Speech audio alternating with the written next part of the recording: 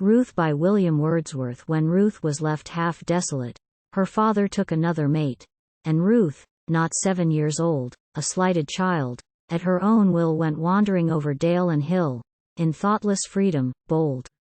And she had made a pipe of straw, and music from that pipe could draw like sounds of winds and floods, had built a bower upon the green, as if she from her birth had been an infant of the woods.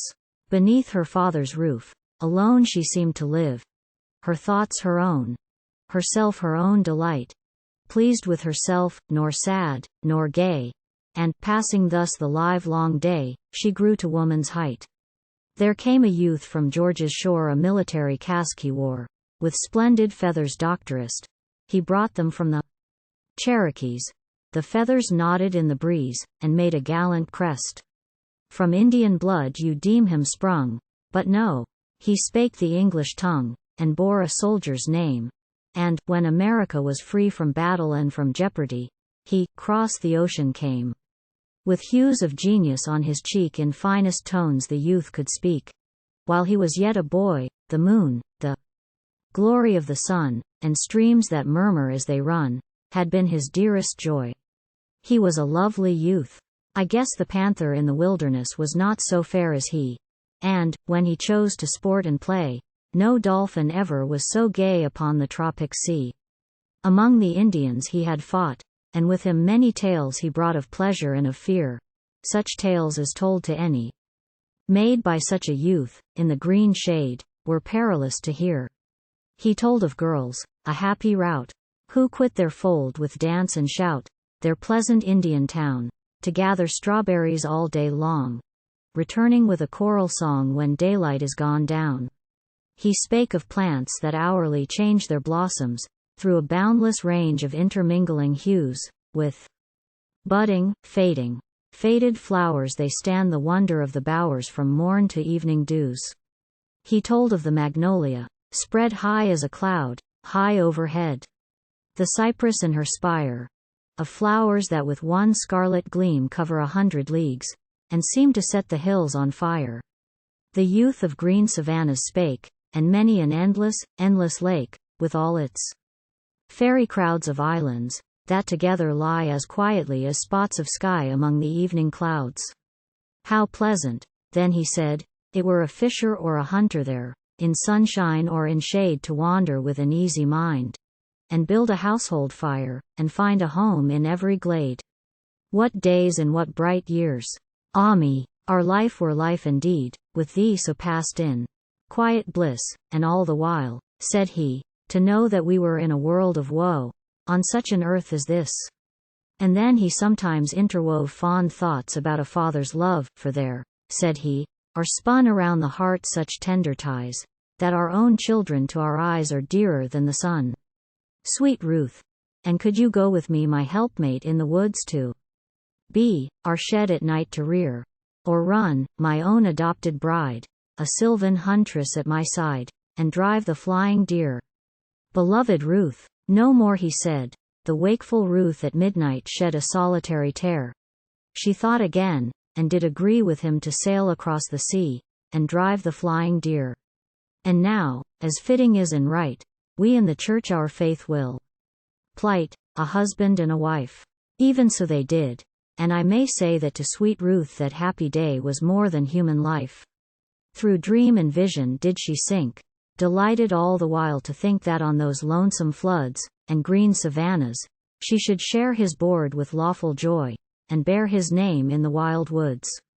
But, as you have before been told, this stripling, sportive, gay, and bold, and, with his dancing crest, so beautiful, through savage lands had roamed about, with vagrant bands of Indians in the west. The wind, the tempest roaring high, the tumult of a tropic sky, might well be dangerous food for him, a youth to whom was given so much of earth, so much of heaven, and such impetuous blood. Whatever in those climes he found irregular in sight or sound did to his mind impart a kindred impulse, seemed allied to his own powers, and justified the workings of his heart. Nor less, to feed voluptuous thought, the beauteous forms of nature wrought, fair trees and gorgeous flowers, the breezes their own languor lent. The stars had feelings, which they sent into those favored bowers. Yet, in his worst pursuits, I ween that sometimes there did intervene pure hopes of high intent. For passions linked to forms so fair and stately, needs must have their share of noble sentiment. But ill he lived, much evil saw, with men to whom no better law nor better life was known. Deliberately, and undeceived, those wild men's vices he received, and gave them back his own. His genius and his moral frame were thus impaired, and he became the slave of low desires. A man who without self-control would seek what the degraded soul unworthily admires. And yet he with no feigned delight had wooed the maiden, day and night had loved her, night and morn. What could he less than love a maid whose heart with so much nature played? So kind and so forlorn. Sometimes, most earnestly, he said, "O Ruth, I have been worse than dead. False thoughts, thoughts bold and vain, encompassed me on every side when I, in confidence and pride, had crossed the Atlantic main. Before me shone a glorious world fresh as a banner bright, unfurled to music suddenly. I looked upon those hills and plains, and seemed as if let loose from chains, to live at liberty. No more of this. For now, by thee, dear Ruth, more happily set free with nobler zeal I burn. My soul from darkness is released, like the whole sky when to the east the morning doth return. Full soon that better mind was gone. No hope, no wish remained, not one, they stirred him now no more. New objects did new pleasure give, and once again he wished to live as lawless as before. Meanwhile, as thus with him it fared, they for the voyage were prepared, and went to the seashore. But, when they thither came, the youth deserted his poor bride, and Ruth could never find him more. God help thee, Ruth! Such pains she had, that she in half a year was mad, and in a prison housed, and there, with many a doleful song made of wild words, her cup of wrong she fearfully caroused. Yet sometimes milder hours she knew, nor wanted sun, nor rain, nor dew, nor pastimes of the May. They all were with her in her cell, and a clear brook with cheerful knell did o'er the pebbles play. When Ruth 3 seasons thus had lain, there came a respite to her pain.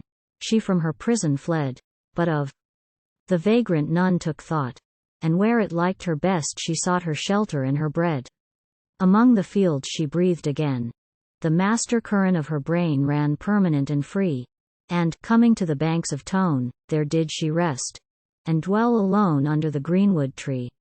The engines of her pain, the tools that shaped her sorrow, rocks and pools, and airs that gently stir the vernal leaves, she loved them still, nor ever taxed them with the ill which had been done to her. A barn her, winter, bed supplies, but, till the warmth of summer skies and summer days is gone, and all do in this tale agree, she sleeps beneath the greenwood tree, and other home hath none. An innocent life, yet far astray, and Ruth will, long before her day, be broken down and old. Sore aches she needs must have, but less of mind, than body's wretchedness, from damp, and rain, and cold.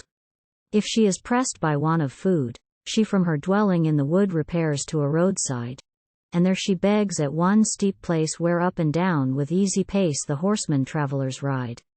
That oaten pipe of hers is mute, or thrown away, but with a flute her loneliness she cheers.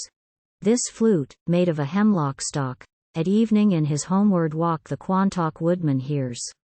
I, too, have passed her on the hills setting her little watermills by spouts and fountains wild such small machinery as she turned ere she had wept, ere she had mourned, a young and happy child.